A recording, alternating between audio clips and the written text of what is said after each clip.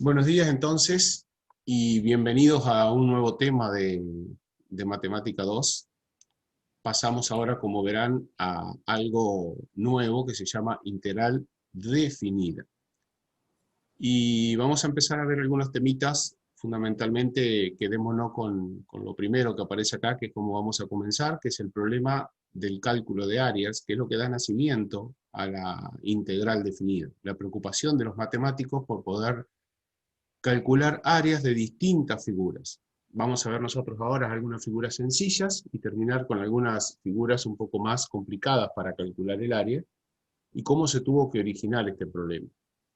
Aparece ahí como un segundo tema lo que es la suma de Riemann, que fue justamente el matemático que se preocupó por este tema y en honor a él quedó el nombre de lo que vamos a estudiar hoy, que da luego origen a la integral definida, y hay una regla que se llama regla de Barrow, que es la que nos va a permitir o posibilitar después obtener el valor de esa integral definida. Pero bueno, vamos por partes, comencemos con lo primero, es decir, comencemos con cálculos de áreas, y yo les voy a presentar a continuación algunas figuras que llamamos figuras planas porque son las que podemos dibujar en un plano, ya sea en un plano cartesiano, en una hoja de papel, figuras que ustedes conocen, algunas de ellas, por lo menos la primera, que se trata de un rectángulo, la segunda que se trata de un triángulo, y la tercera, que en realidad lo llamamos polígono, porque si bien tiene 6 lados, es un hexágono, pero es un hexágono irregular, porque no tiene la característica de que todos sus lados sean iguales. Eso es un polígono irregular. Yo voy a ir preguntando a través del chat algunas cuestiones, algunas que van a poder responder fácilmente y otras que van a tener que pensar un poquito más. Primero nos vamos a centrar en el rectángulo. ¿Alguien me puede decir qué necesito para poder determinar el área del rectángulo? Y una vez que lo tengo, ¿cómo lo calculo?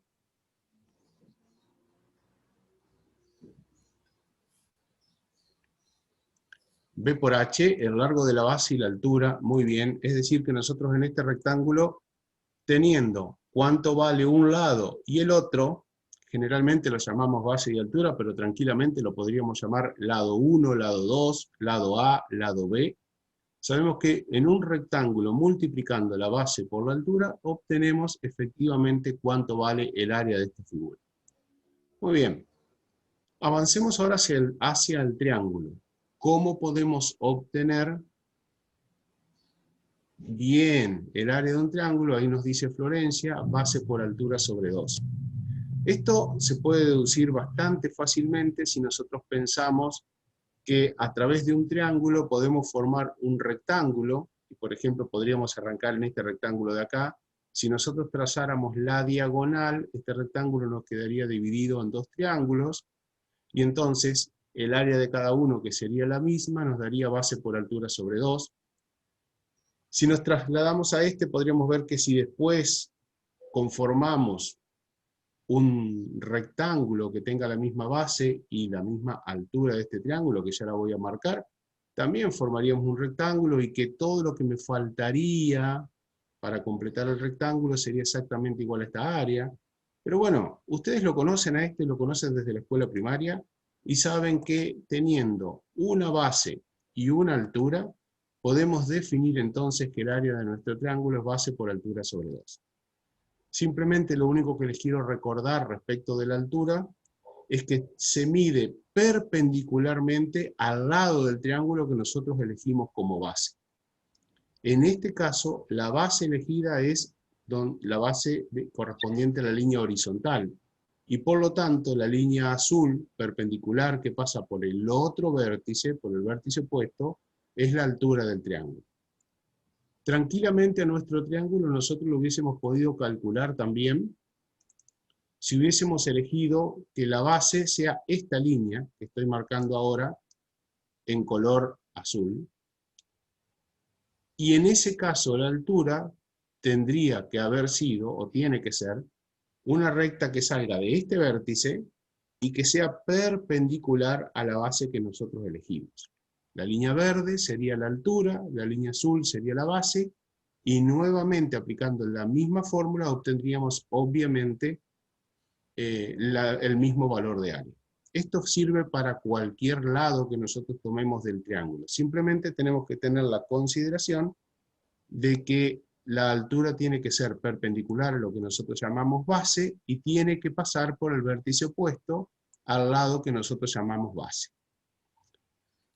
Ahora bien, ¿cómo hago para calcular el área de esta figura? De este polígono irregular compuesto por 6 lados. A ver qué se les ocurre.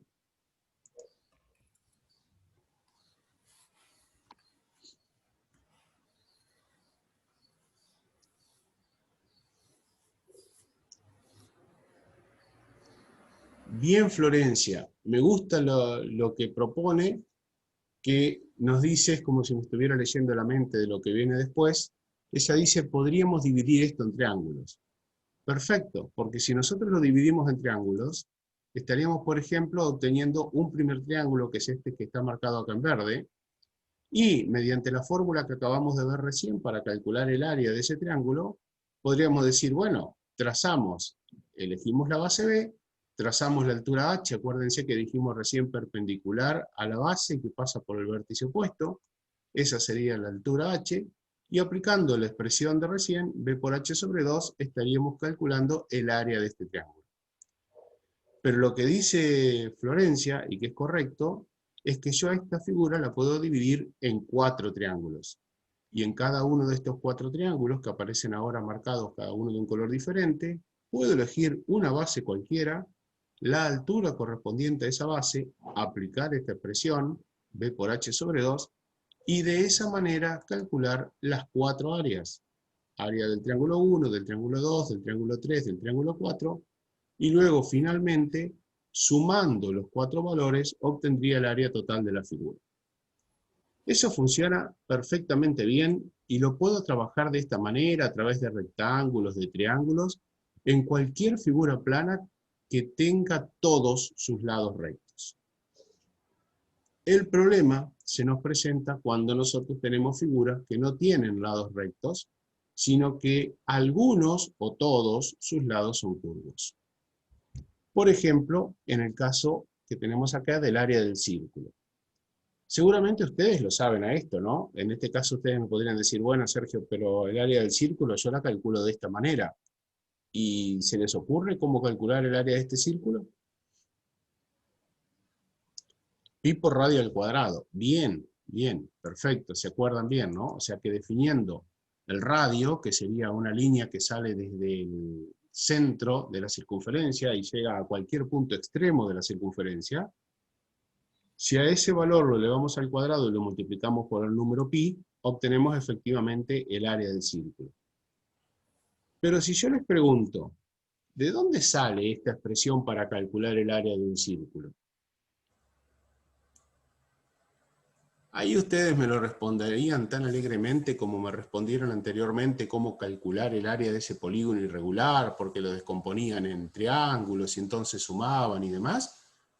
¿O entramos a dudar y realmente cuando empezamos a preguntarles de dónde sale el valor de pi, terminamos patinando y no sabemos a dónde llegar? Sin dudas, que más allá de las explicaciones, claro, sería el diámetro por 3,14, pero ¿sabés cuál es el problema, Nahuel? Que yo te pregunto, ¿de dónde sale 3,14? O sea, ¿de dónde sale esa expresión? ¿Cómo justificamos la existencia del número pi? Quizás porque alguna maestra me lo contó en la escuela primaria y me dijo entonces que el número pi tenía ese valor y que efectivamente si lo realizábamos de esta manera obteníamos la superficie. Pero nosotros ahora estamos en condiciones de empezar a preguntarnos de dónde sale esta expresión. Y en unos días, no hoy, pero en unos días, vamos a poder demostrar de dónde sale esta expresión.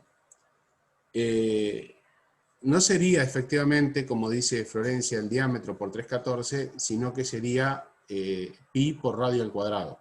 Si uno hace el diámetro por pi, lo que estamos obteniendo es el perímetro de la circunferencia, o sea, cuánto mide toda la longitud exterior de la circunferencia. R cuadrado no es el diámetro, Nahuel, ¿eh? Sí, Tochi, perdón. No, no, salvo que por ahí los chicos quieran calcular el área en función del diámetro. Entonces sí sería pi por diámetro al cuadrado sobre 4, ¿no es cierto? Pero es otra cosa. Claro, te digo Exacto. por- Lo que les estamos diciendo, y bueno, lo escribimos acá, simplemente porque veo que hay algunas confusiones ahí en el chat y lo vamos a aclarar Exacto. entonces. El diámetro de nuestra circunferencia es 2 veces el radio. El radio lo duplicamos hacia aquí y obtendríamos lo que es el diámetro de nuestra circunferencia. Desde un extremo hasta el opuesto, un segmento cualquiera que pase por el centro de la circunferencia. Eso sería el diámetro.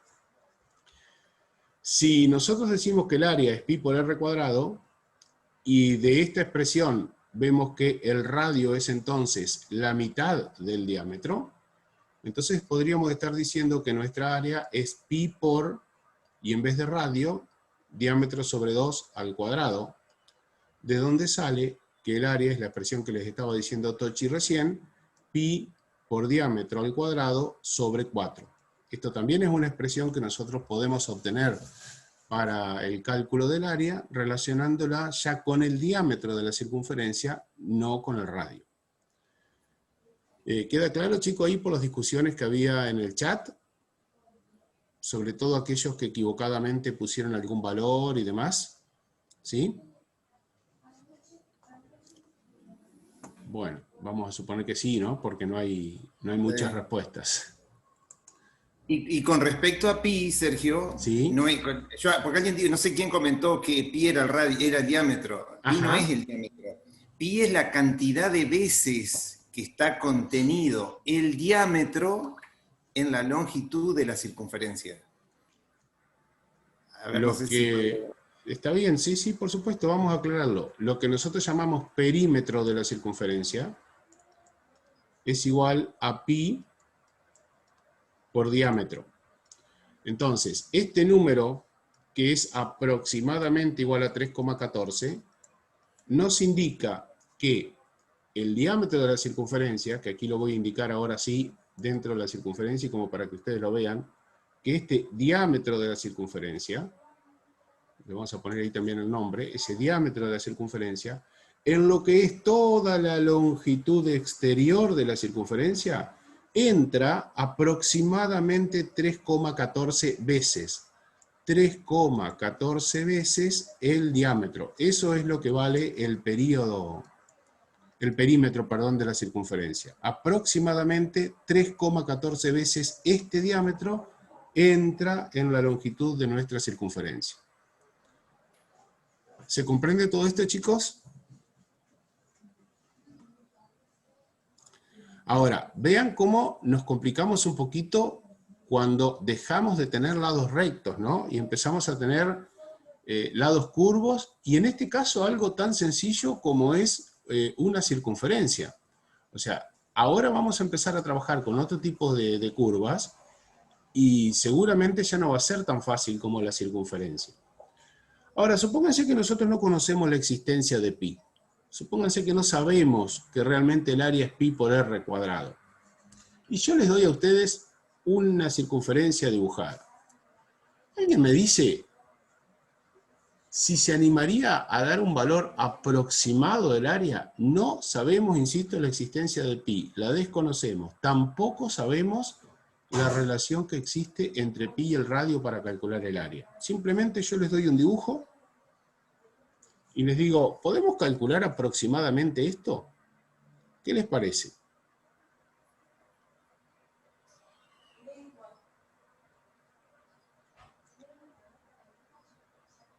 ¿De qué forma lo harían?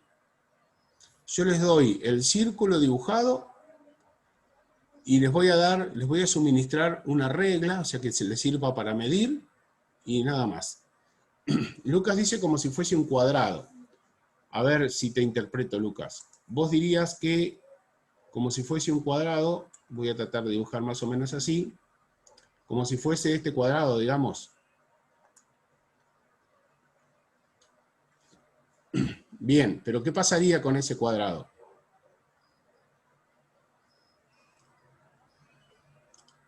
Porque ahí lo que nos estaría dando no es el valor del área del círculo, sino que nos estarían sobrando algunas partes, ¿no? Fíjense que en eso que propone Lucas, todo esto, más todo esto de acá, y más toda esta parte de acá abajo, nos estaría sobrando para calcular nuestra área. Es aproximado, sí, pero está bien, es un valor aproximado. ¿Y se animarían a aproximarse un poquito más?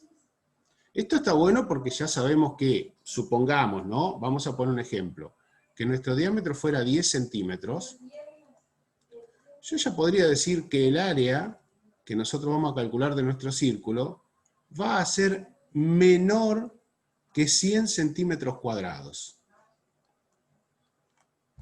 ¿Por qué yo escribí esa expresión?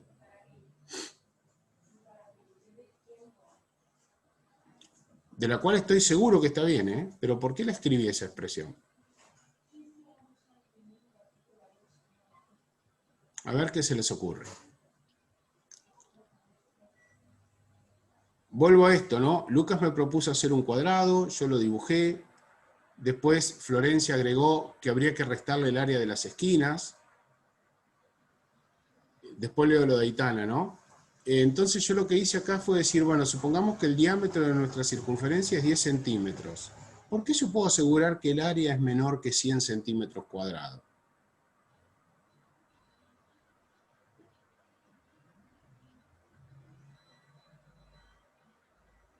¿Qué les parece?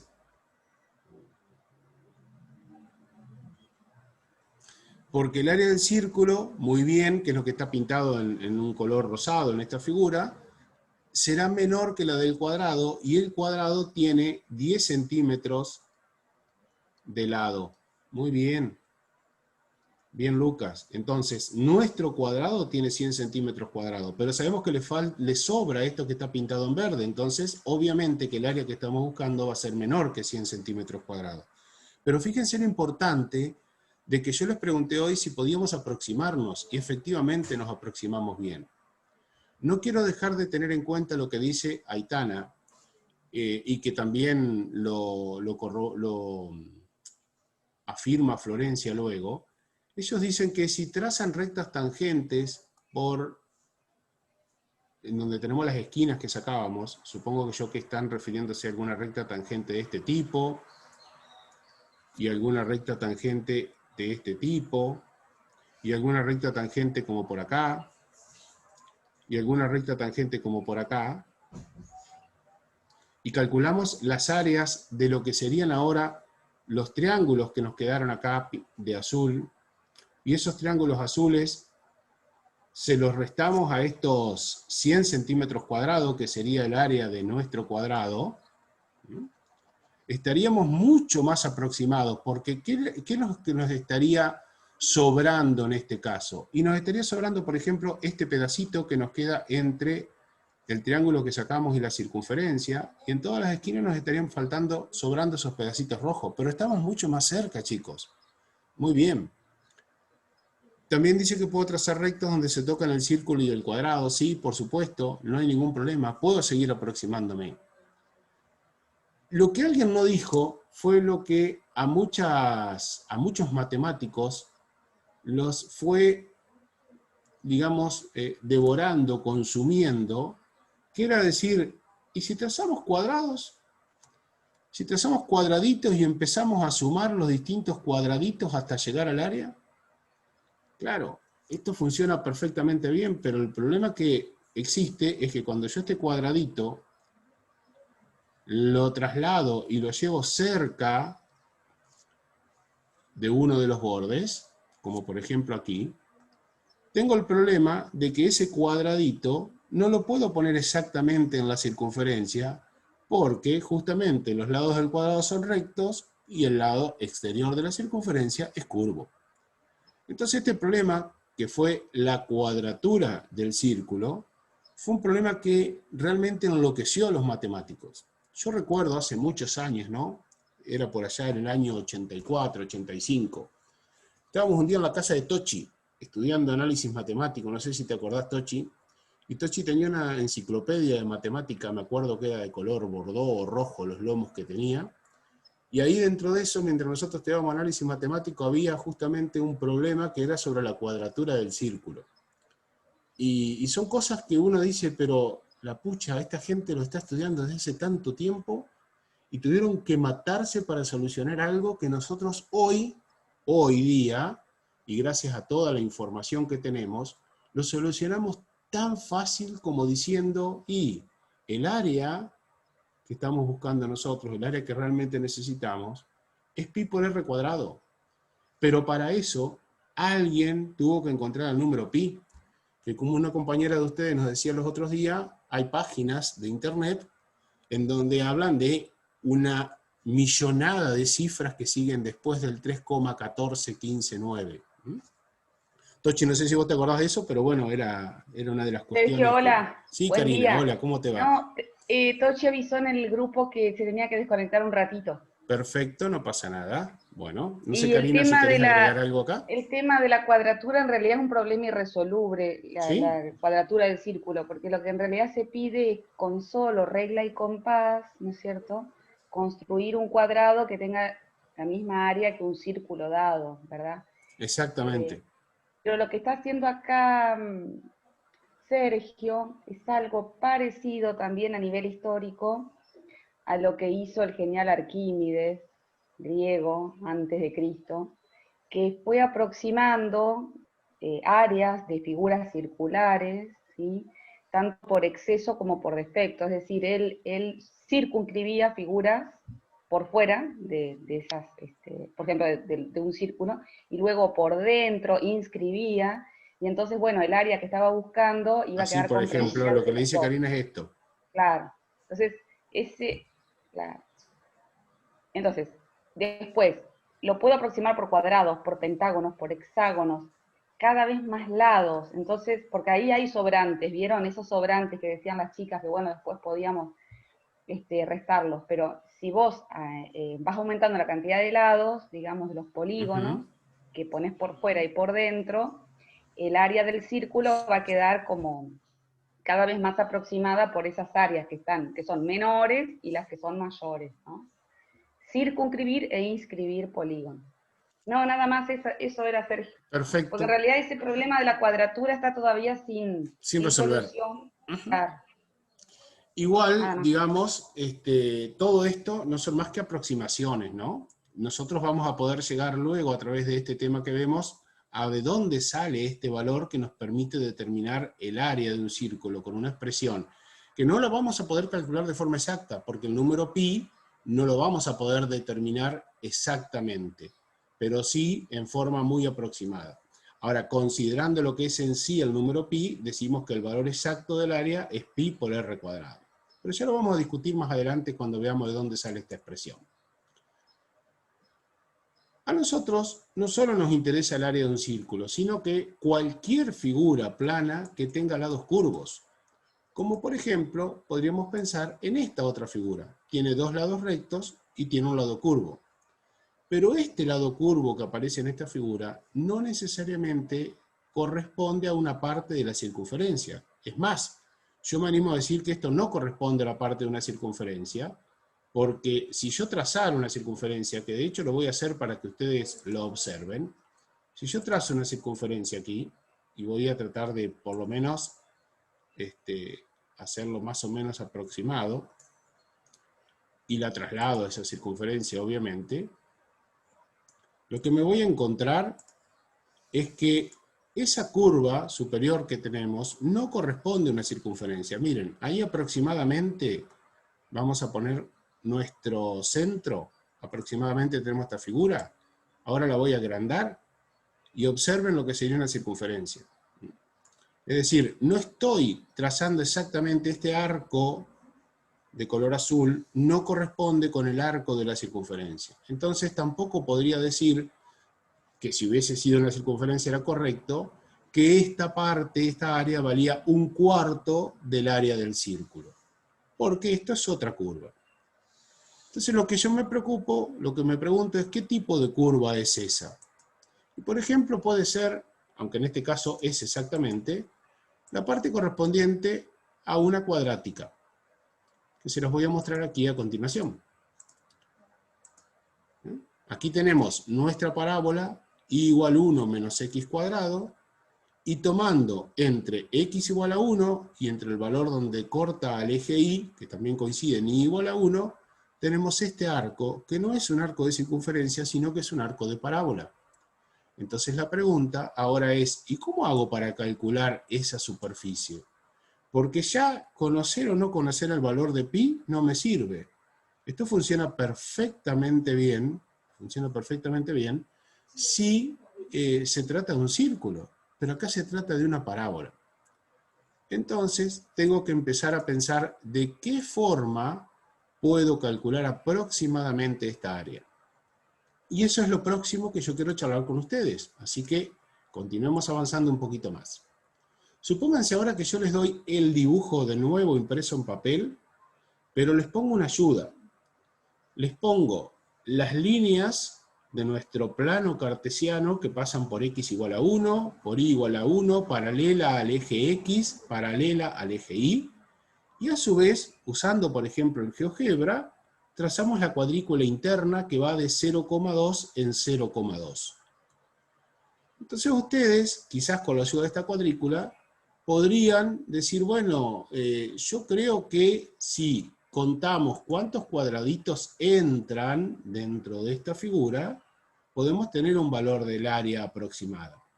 Claro, cada cuadradito de esto, que lo voy a marcar aquí, a uno de ellos como para que ustedes lo puedan observar, cada cuadradito de esto tiene 0,2 de lado, porque esto es una unidad y está dividido en 5 partes, o sea que va de 0,2 en 0,2, y entonces puedo decir el área vale, base por altura, como dijeron ustedes, 0,2 al cuadrado, o sea 0,04 unidades de área. No pongo centímetro cuadrado, ni milímetro cuadrado, ni metros cuadrados, porque nadie me dijo en qué unidades está medido esto. Simplemente son unidades de área. Entonces, si yo cuento cuántas cantidades de cuadraditos entran en esto, puedo decir, y bueno, llego a un área, contando las cantidades de cuadraditos que tengo, aproximada de esta figura, en donde sé que esa área va a valer 12 por 0,04, 0,04 es el área de cada cuadradito, y cuento y tengo 4 más 4, 8, más 3, 11, más 1, 12 cuadraditos. Entonces, el área de esta figura que yo armé con cuadrados es 0,48 unidades de área. Pero esa no es el área buscada, porque para poder encontrar el área real, tendría que sumar lo que me queda en celeste en esta figura. O sea que yo sé que este valor va a estar por debajo, por eso le pongo la letra I, para significar que esa es el área inferior, un área que está por debajo del valor buscado. Pero también, como decía Karina hoy, cuando les comentaba cuál era el problema de aproximación, todo lo que intentó hacer Arquímedes con el círculo, yo puedo contar cuántos cuadrados enteros tengo por fuera del área, que serían estas cantidades de cuadrados marcadas en amarillo, que si ustedes ven tenemos 5, 10, 15, 19, 21 cuadraditos. Y entonces podremos decir, se ve que Sergio contó mal acá, 21 cuadraditos por 0,04, en donde tendríamos en realidad 0,84, no 0,88.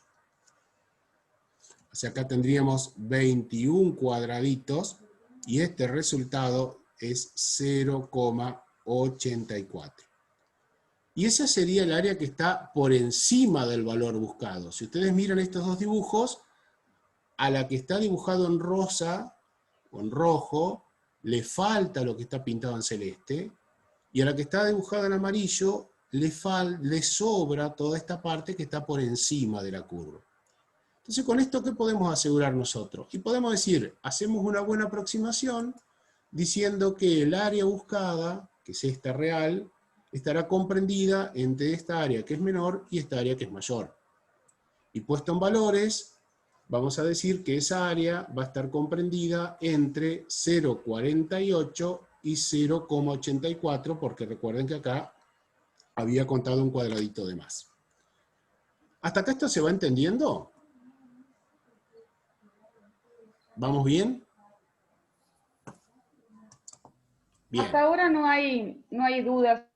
Todos dicen que sí. Perfecto. Y digo Yo te yo, leo el chat. dale Karina, dale, dale, perfecto. Digo yo, ¿puedo aproximarme un poco más todavía?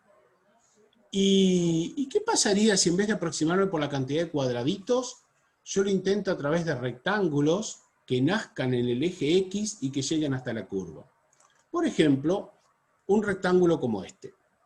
Nace en el eje X, fíjense que lo tomé justo en la parte central de 0 y 1, o sea que está tomado en 0,5, y llega hasta la altura, que puedo determinar tranquilamente que es 0,75. ¿Y cómo sé yo que es 0,75 esa altura? A ver si a alguien se le ocurre.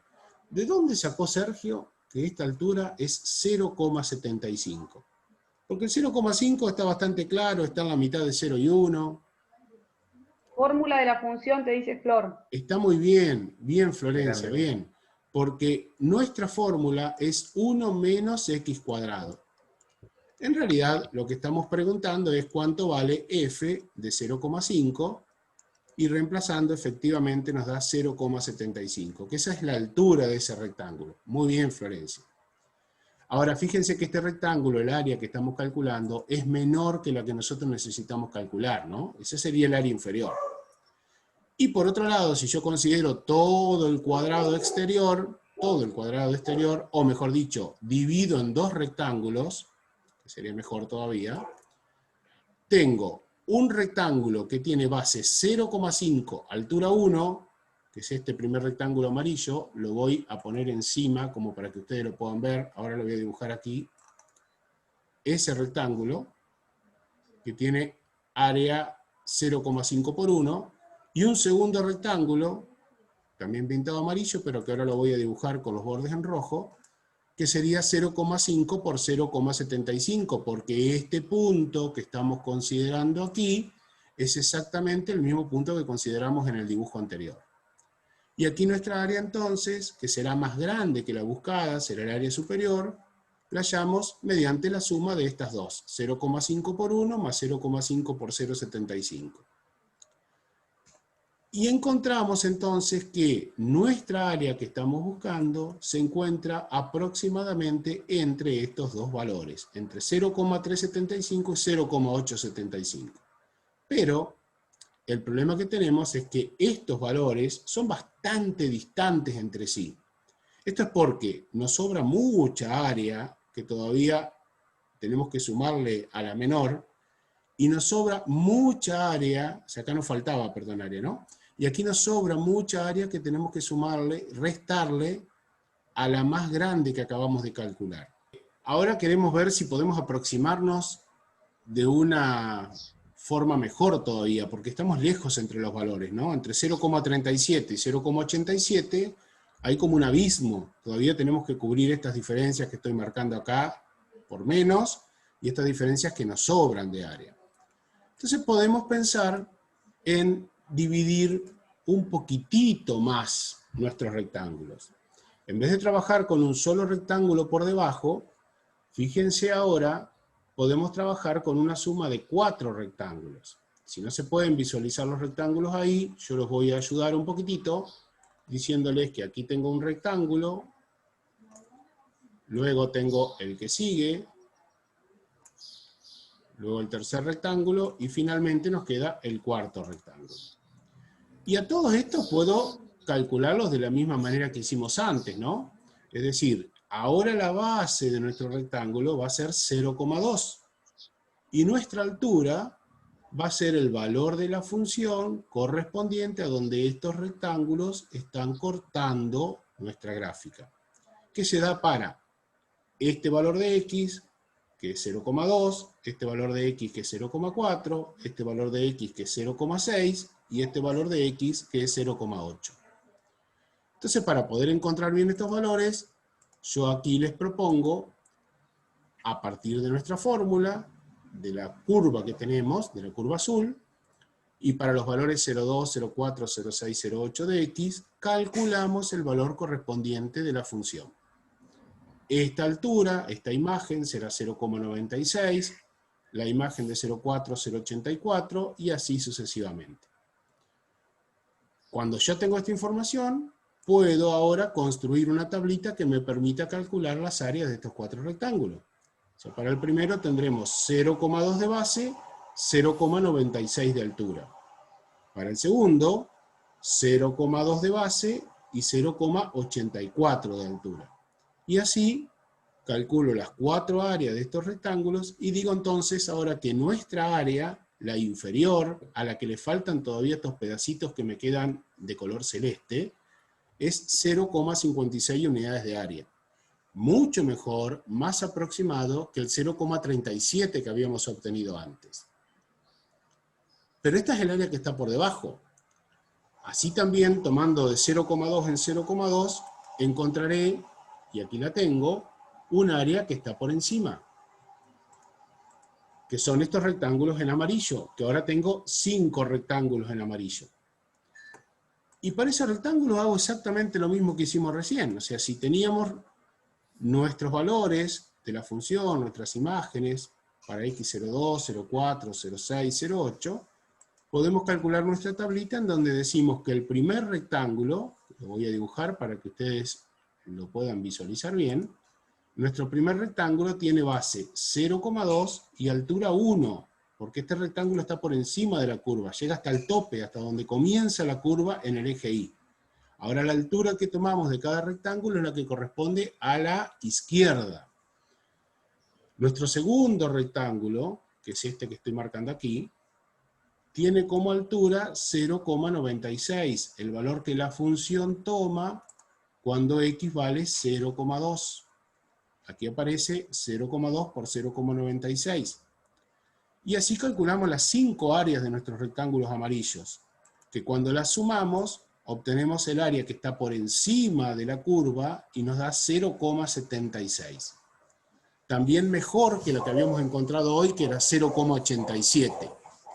Es decir que, simplemente pasando de hacer 2 divisiones, 2 rectángulos teníamos hoy, a hacer 5 divisiones de 0,2 en 0,2, hemos mejorado nuestra área y podemos mejorarla aún más.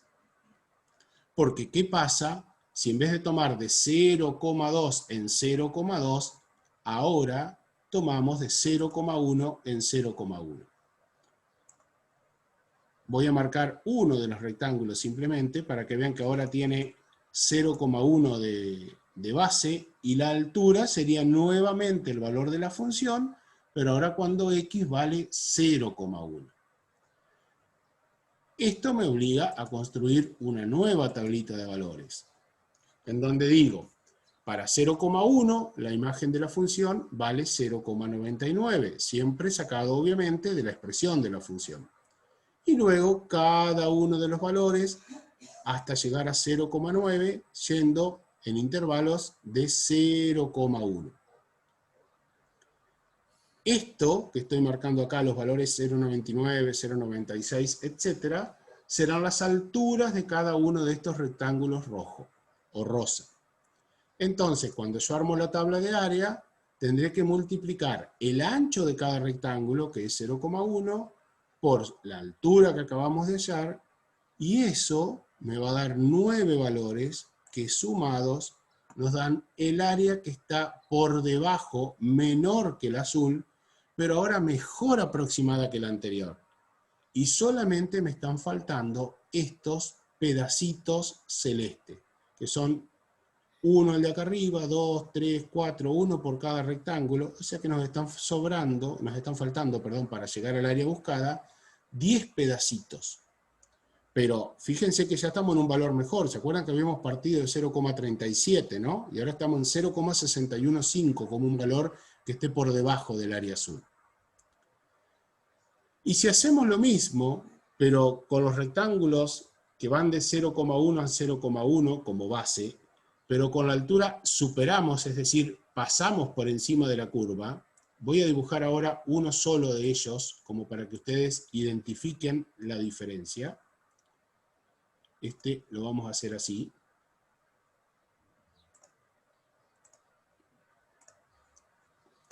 Vamos a partir desde, bueno, desde aquí, ahí está. Ese sería el rectángulo de color verde que nosotros estaríamos diciendo coincide con el ancho 0,1 que veníamos manejándonos antes, desde el valor 0,4 de x al valor 0,5 de x, pero es mayor, más grande que el rectángulo anterior, y ahora en vez de faltarle un pedacito, que era lo que estaba marcado en celeste, lo que va a hacer a ese rectángulo verde es que le va a sobrar este pedazo en verde. Esto se los muestro, mejor dicho, en la diapositiva siguiente, en donde podremos ver que están dibujados todos estos rectángulos que están por encima de la curva, ahora de color amarillo. Y veo que cuando calcule un área cualquiera, como por ejemplo para el rectángulo que habíamos marcado recién, la altura va a ser 0,1, la base, perdón, va a ser 0,1, y la altura va a ser el valor de la función, pero a la izquierda del rectángulo. Esa va a ser la altura que consideramos ahora. En consecuencia, tenemos la misma tablita de valores de y luego al lado un valor que me permite calcular los valores de área, en donde la base siempre es 0,1 y la altura, como les decía, el valor de la función, pero a la izquierda del intervalo que estamos considerando. En este rectángulo verde en particular, fíjense que estamos para 0,2, 0,4, entre 0,4 y 0,5, tomamos el valor de 0,4, es decir, este de 0,84, que nos da este valor de área. Sumándolas a todas, obtenemos el área de toda la figura amarilla completa, que es 0,696, que sabemos que es mayor que el área que estamos buscando, porque tendríamos que restarle estos pedacitos que nos quedaron por encima de la curva dibujada de color azul. Y podríamos seguir aproximándonos más. ¿Qué les parece a ustedes?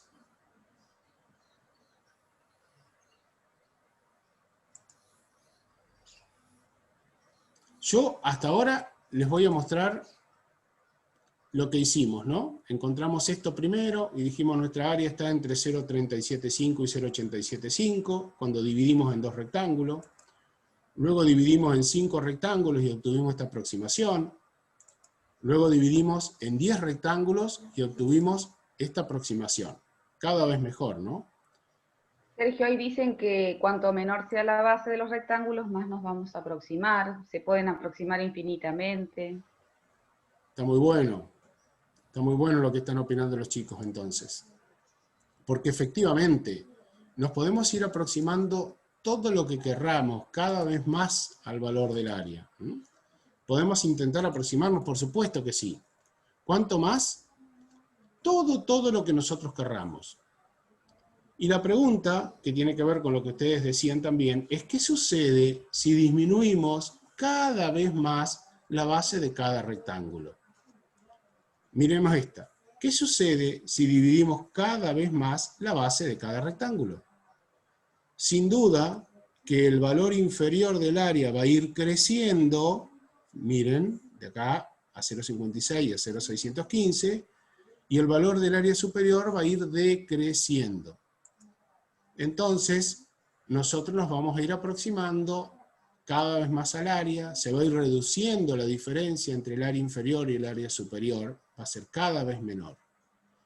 Y aparece nuevamente la palabra que nosotros dijimos cuando empezamos a trabajar este tema, de justamente el límite, que era el corazón del análisis matemático. Y miren, otra vez, en el límite, cuando, como ustedes lo dijeron en el chat, el número de rectángulos tiende a infinito, porque podíamos poner infinitos rectángulos, dijeron, o lo que es lo mismo, si tengo infinitos rectángulos, significa que el tamaño de la base de cada uno se fue achicando tanto, que tiende a 0.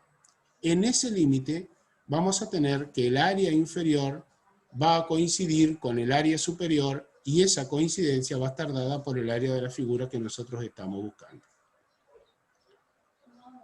Hasta acá, ¿se entiende este concepto? Porque ahora vamos a empezar a trabajar con términos que tienen que ver ya de más matemáticos, digamos, más científicos, como para poder hablar en otro lenguaje. Sergio, Sí, Tochi.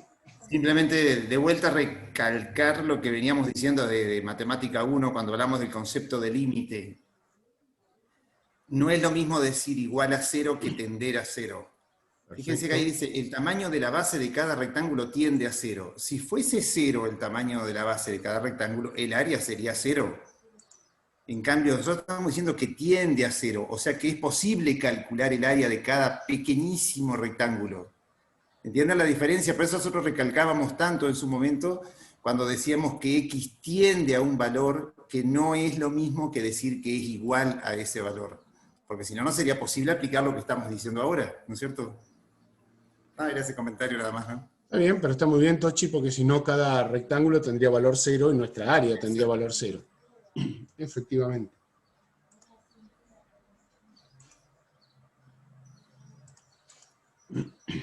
Bueno, como les decía, le vamos a poner nombre a esto que vimos, ¿no?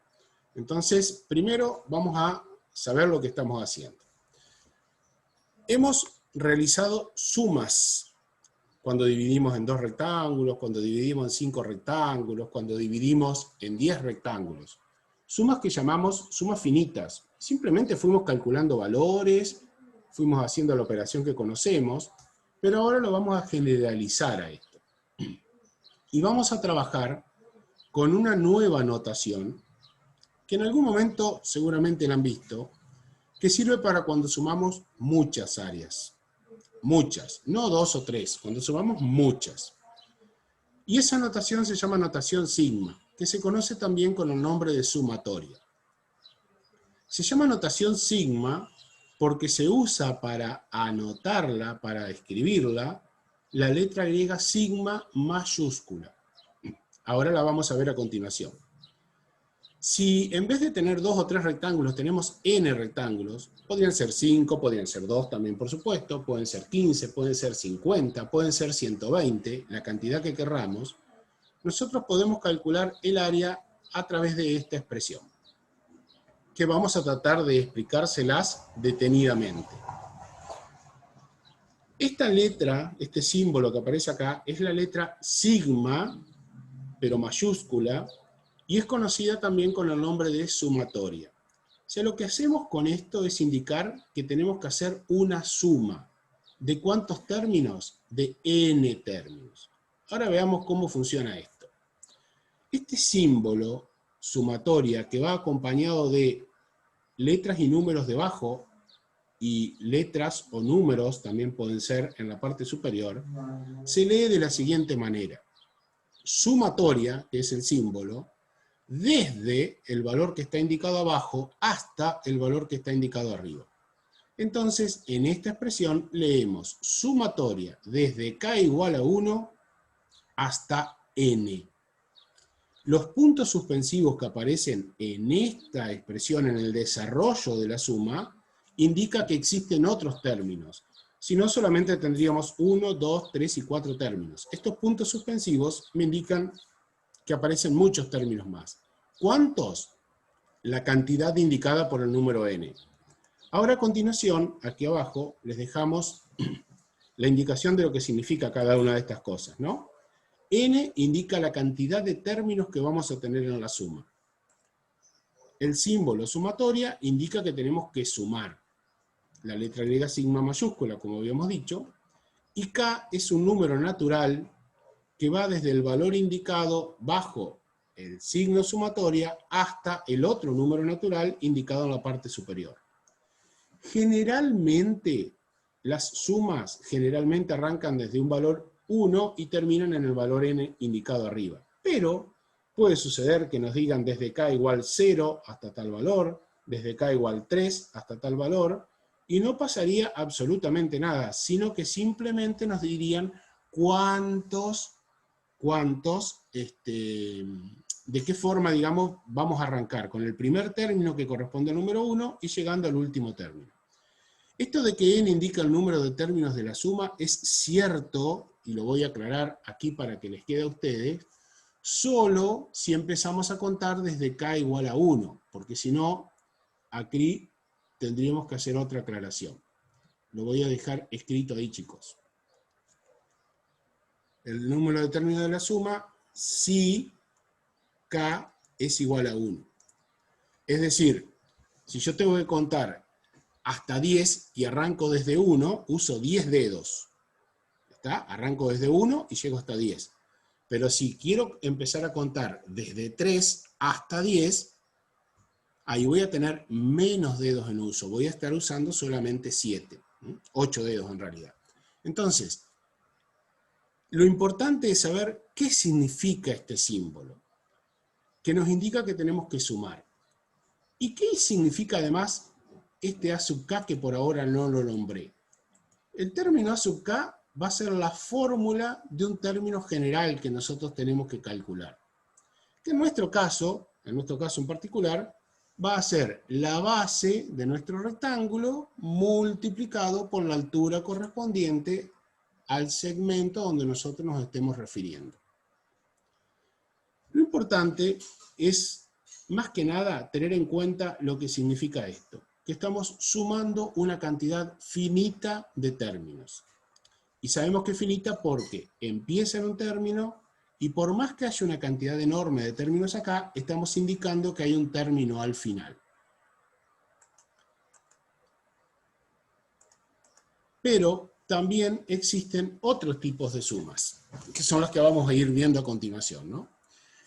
Y son las que definen, o las que tienen el nombre, mejor dicho, hoy lo habíamos dicho al comenzar la clase, el nombre de sumas de Riemann, que fue quien trabajó en esto.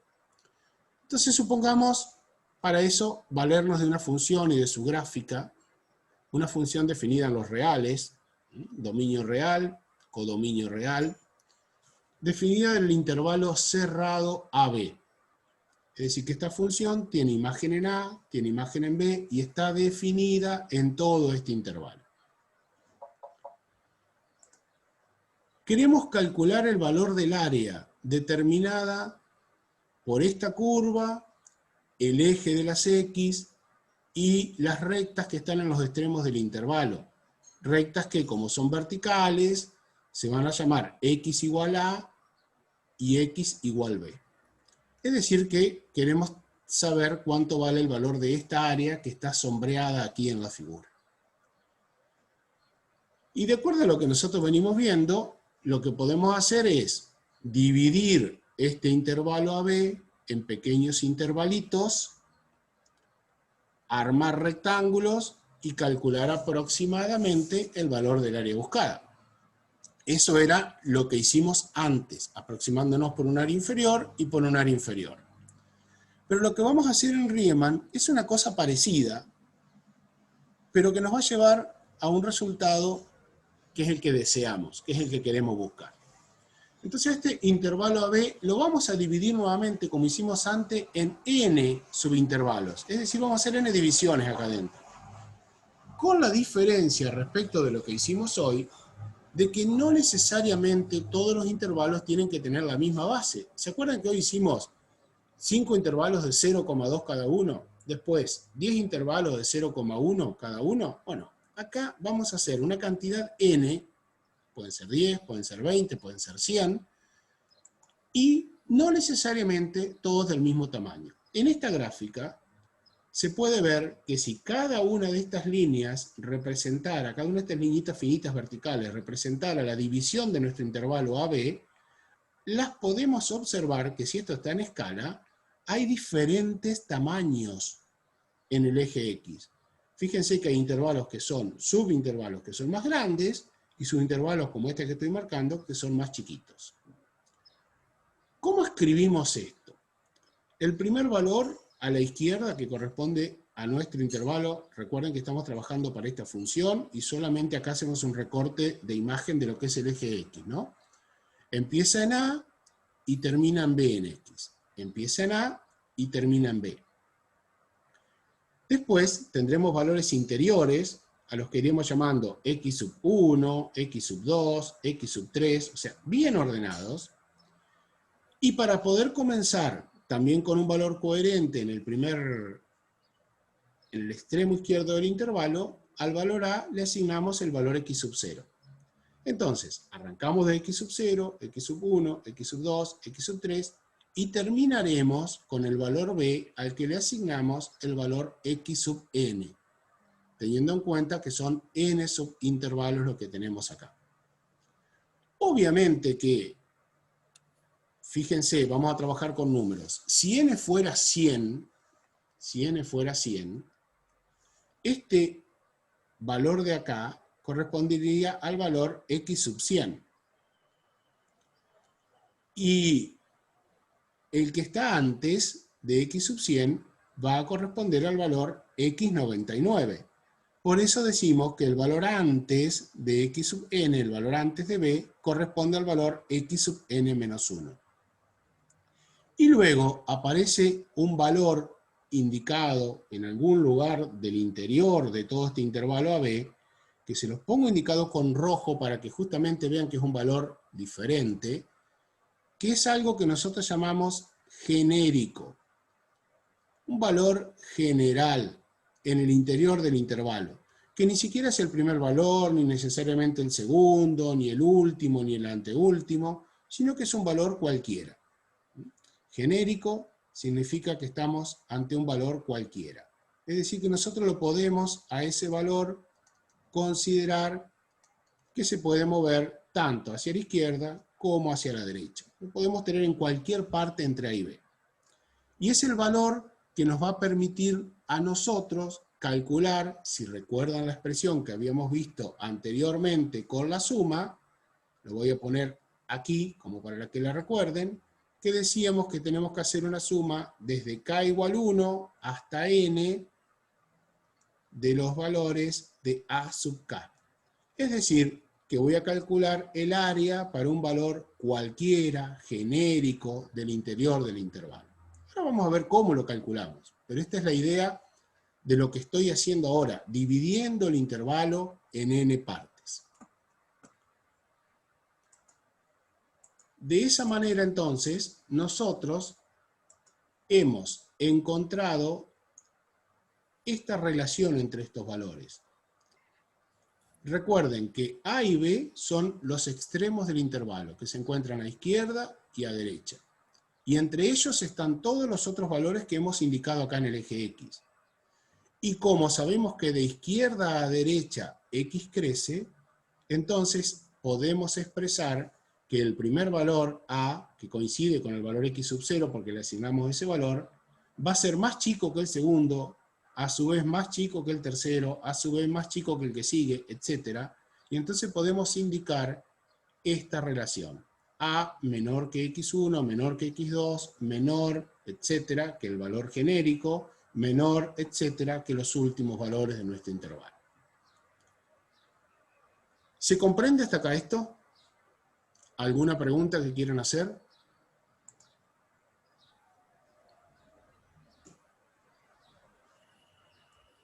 Por ahora sin preguntas, jefe. Bueno, esto tiene un alto contenido así, digamos, teórico, conceptual, simbólico, pero después vamos a, por suerte, poder trabajar con números y ustedes se van a sentir más familiarizados, ¿no? Pero lo importante es que puedan ir entendiendo esto. Lo que acabamos de hacer se llama, miremos acá arriba primero, se llama una partición del intervalo AB. Y lo partimos a través de estos valores, x sub 0, x sub 1, x sub 2, x sub 3. ¿En cuántas partes? En las que nosotros querramos. Por eso indicamos ahora con el valor n. Después podemos decir con un montón de partes. Veremos cuántas. ¿Y para qué este valor de n? Ahora, habiendo hecho la partición, nosotros nos encontramos en esta partición con un primer intervalo que va a ser el que viene definido entre los valores x sub 0 y x sub 1. Este primer intervalo que estoy marcando aquí arriba en un color amarillo. El segundo intervalo, que es el que voy a marcar ahora en un color verde, es el que va desde x1 hasta x2. Y así podemos observar que nos quedaron una gran cantidad de intervalos, n intervalos. Y habrá un intervalo que nos interesa en particular, que es el intervalo genérico, que es el que corresponde al késimo intervalo. Miren, ¿por qué es así? Es el intervalo que va desde el valor x sub k menos 1 hasta el valor x sub k. El primer intervalo, fíjense, empieza en x0, termina en x1. El segundo termina en x2. el tercero termina en x3. El séptimo terminará en x7. El intervalo ubicado en el lugar k va a terminar en x sub k. Y el intervalo ubicado en el último valor n va a ser el que llegue hasta x sub n. Por eso nos importa este intervalo que está comprendido entre x sub k menos 1 y x sub k, porque es el que corresponde al que nosotros consideramos valor genérico o intervalo genérico.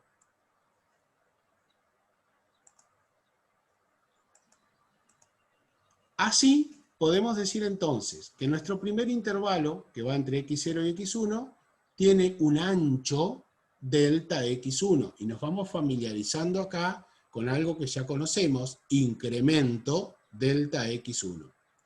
Luego el segundo, un valor delta x2, el tercero tendrá un valor, un ancho delta x3, que recuerden que dijimos al principio y lo ven en la gráfica, no necesariamente iguales.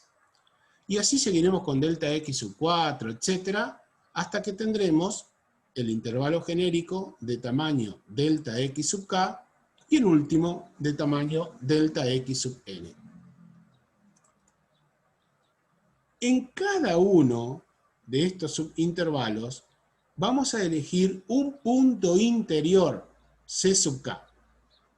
Por ejemplo, lo voy a indicar aquí, puedo elegir este valor C sub 1 para el primer intervalo, este valor C sub 2 para el segundo intervalo, lo que estoy marcando en verde, ¿no?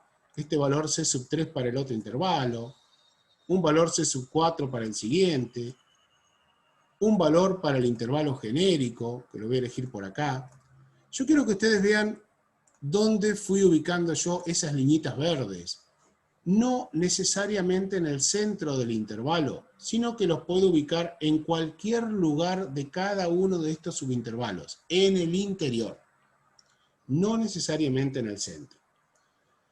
Y una vez que tengo cada subintervalo, levanto un rectángulo cuya base sea la base el ancho del intervalo y la altura, el valor de la función en ese punto interior que yo considere del intervalo. Veamos una gráfica. Tengo acá el área que estamos buscando. Supónganse que aquí está el valor C sub k que corresponde a nuestro intervalo. Le vamos a poner los nombres correspondientes, en donde aquí tendríamos el valor x sub k menos 1 a la izquierda, y por aquí, lo voy a hacer mucho más ancho, el valor x sub k. Entonces, en el interior de ese intervalo, no necesariamente en el centro, ubico un valor. Y para ese valor, calculo cuánto vale la función. Estoy calculando la imagen de la función para ese punto interior del intervalo. Ese es f de c sub k. Y de acuerdo a lo que dijimos recién, en cada subintervalo levanto un rectángulo que tenga el ancho x sub k menos 1 x sub k, o sea, delta x sub k, y que la altura sea el valor de la función en ese punto interior del intervalo. Yo ahora lo que voy a hacer, simplemente porque me quedó corrido, es modificar esto y modificar esto, el x sub k menos 1 y el x sub k, para que ustedes puedan ver dónde están, ¿no? Así que voy a borrar lo que tenía antes dibujado, aquí, y lo voy a poner de nuevo para que ustedes vean que coincide el x sub k menos 1 y el x sub k con el ancho del intervalo. Esto que tenemos aquí de ancho, desde la izquierda a la derecha del intervalo, es lo que llamamos delta x sub k. Fíjense que a esta expresión, o a ese rectángulo, nosotros lo hicimos en el rectángulo que dijimos va a ser el genérico, que aquí, donde lo estoy marcando en el eje X, aquí sobre el eje X, corresponde al que está comprendido entre delta X, entre x sub k menos 1 y x sub k. En ese intervalo levantamos ese rectángulo. Pero lo mismo voy a hacer para todos los otros subintervalos. Lo mismo voy a hacer para todos los demás. Por ahora simplemente nos concentramos en el genérico.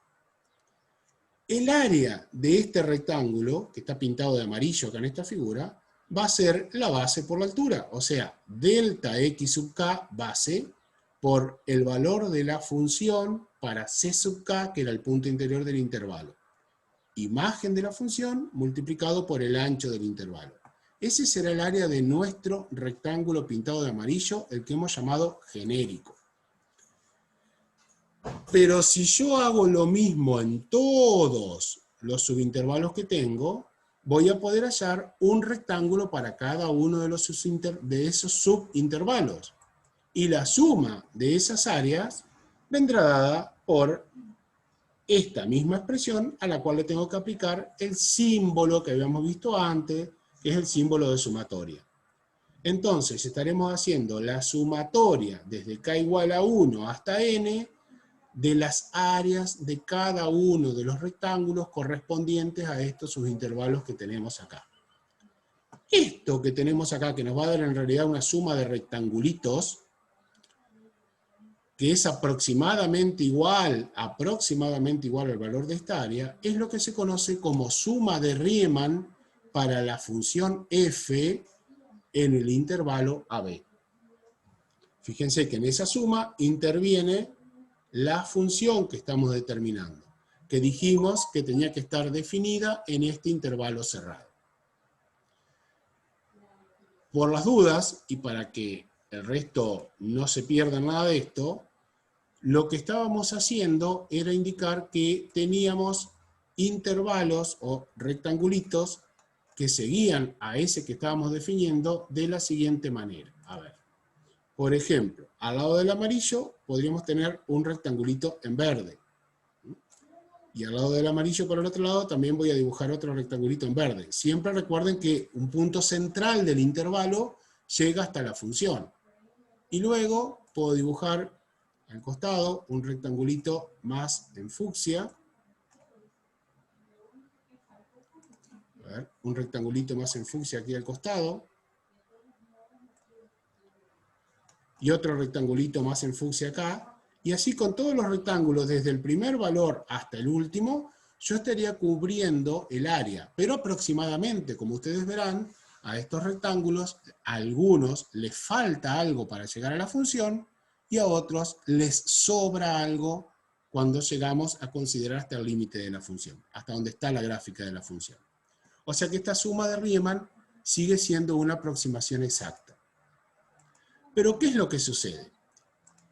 Que si yo quiero llegar a una expresión que sea más, digamos,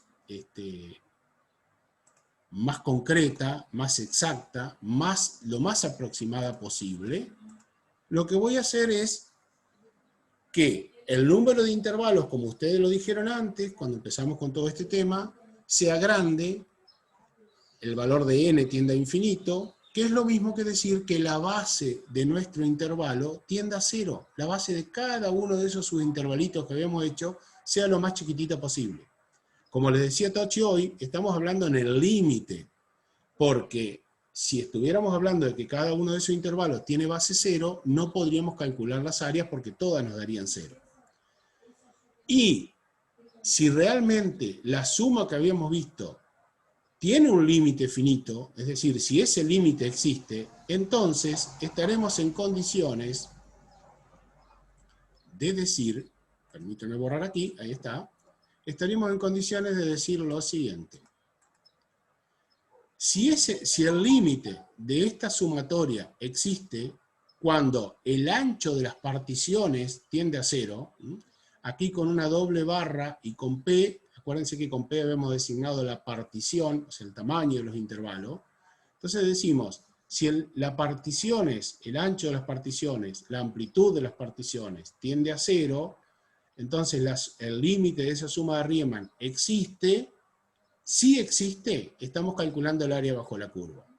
Y esa área bajo la curva la escribimos mediante esta expresión. Que esa expresión que tenemos acá recibe el nombre de integral definida. y explico aquí qué son cada una de las cosas que aparecen en esta integral. Por un lado, el signo integral que ya conocemos y que definimos cuando nosotros estudiamos la integral indefinida. A es lo que se llama límite inferior de integración. B, límite superior de integración. En la gráfica observemos, f es la función que queremos integrar. Antes de avanzar un poquito más, voy a borrar por un ratito los extremos de integración y quiero que ustedes reconozcan en esta expresión que tenemos acá, integral de f de x diferencial x, lo que hemos estudiado como integral indefinida. Ahora nosotros acabamos de agregarle dos cosas sencillísimas, pero que son números reales, tanto en la parte inferior como en la parte superior del signo integral, y lo hemos transformado en una integral definida. Hasta acá voy a llegar hoy y simplemente vamos a continuar mañana, porque si no nos vamos a ir demasiado, nos vamos a quedar mal en el tiempo. Vamos a continuar mañana a partir de esto, de lo que es la definición de la integral definida.